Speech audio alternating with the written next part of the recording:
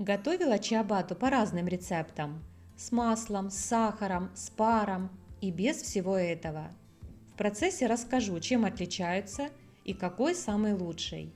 А также покажу, как упростить процесс приготовления. Берем 750 мл теплой воды. Добавляем 7 грамм сухих дрожжей, чтобы их активировать. Это 2 чайные ложки с небольшой горкой. Оставляем на 20 минут. Тем временем отмеряем 840 грамм пшеничной муки и просеиваем. Рецепт удачной чиабатты в большей степени зависит от правильных пропорций. Вода должна составлять около 90% от муки. Сюда же добавляем 18 грамм соли. Это столовая ложка с небольшой горкой.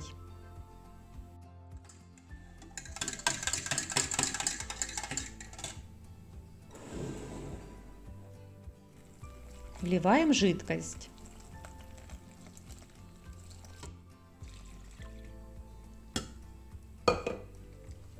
Перемешиваем 3-4 минуты, пока масса не станет однородной.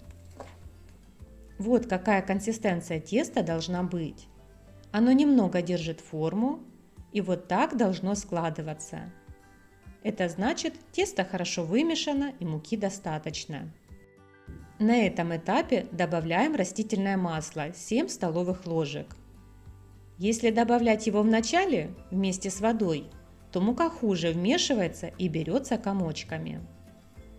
Прям до конца вымешивать не обязательно. В процессе расстойки и складывания теста все хорошо объединится. Именно наличие растительного масла в тесте дает чиабатте такую непередаваемую структуру и вкус. Пробовала делать без масла. На вкус чиабатта была как грузинский лаваш, только с большими дырками. Добавление сахара в тесто и выпекание с паром немного улучшало вкус, но незначительно. Оставляем на 45 минут. Спустя это время делаем первое складывание. Можно это делать смоченными в воде или масле руками, а можно первые 2 раза и вилкой. Вот так по кругу с разных сторон подбираем тесто от стенки, вытягиваем его и укладываем сверху.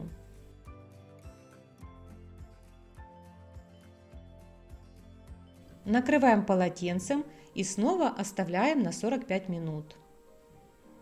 Делаем второе складывание. Тесто уже хорошо тянется, становится более плотное и податливое. Лучше отделяется от стенок.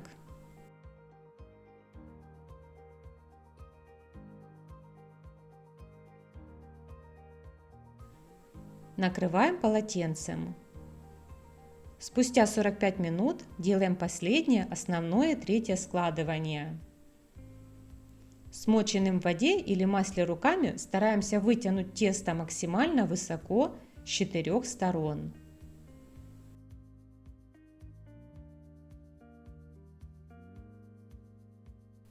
Вот они, будущие пузырьки в чиабатте.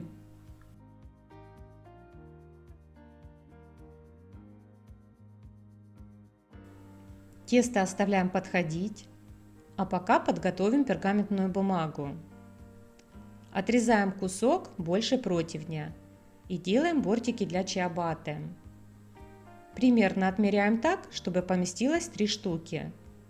Это будет самый легкий способ выпечки чиабатты, который вы сможете найти в интернете.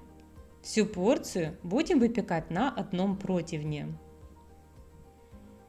Загибаем в одну сторону, затем в другую, чтобы лучше держалась форма. Присыпаем мукой. Прошло 45 минут. Переворачиваем посуду так, чтобы тесто само вывалилось. Оно замечательно отходит от стенок. Присыпаем сверху мукой. С помощью скребка делим на 3 части.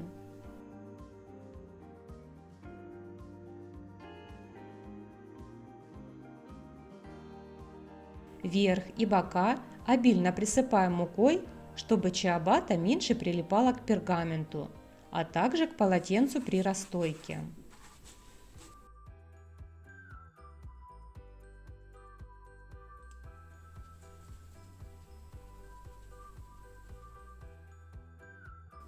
Накрываем и оставляем минимум на час в теплом месте. Включаем духовку нагреваться до 240 градусов. Покажу легкий способ выпекания чиабатты с паром. Когда духовка нагрелась, на нижний уровень ставим какой-то ненужный противень. Выливаем чуть меньше половины чашки кипятка. И сразу же ставим чиабатту. Через 20 минут температуру нужно уменьшить до 200 градусов и воду вынуть.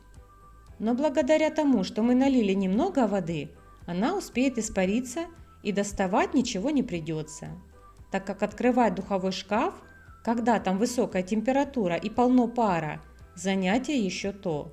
Реально можно обжечься паром или кипятком. И в принципе при наличии масла в тесте можно вообще выпекать без пара, так как масло придает мякишу такую влажную и тягучую структуру.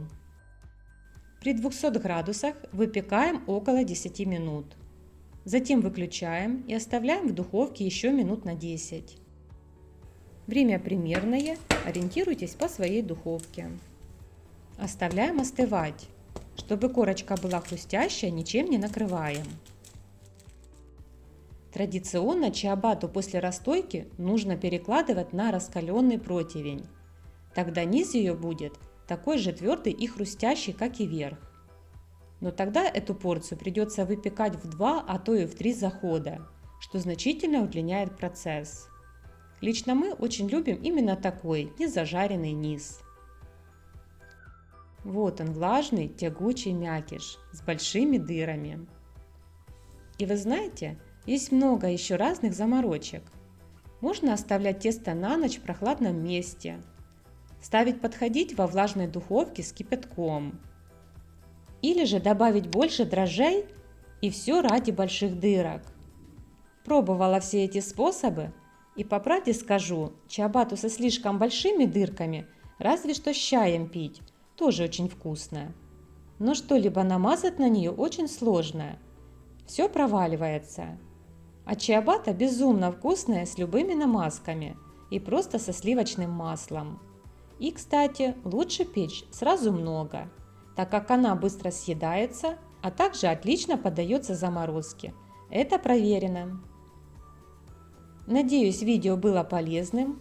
Если да, то ставьте лайки, делитесь с друзьями. А самое главное, пеките этот изумительный хлеб. Он правда лучший. Приятного и экономного вам времени на кухне. До скорых встреч!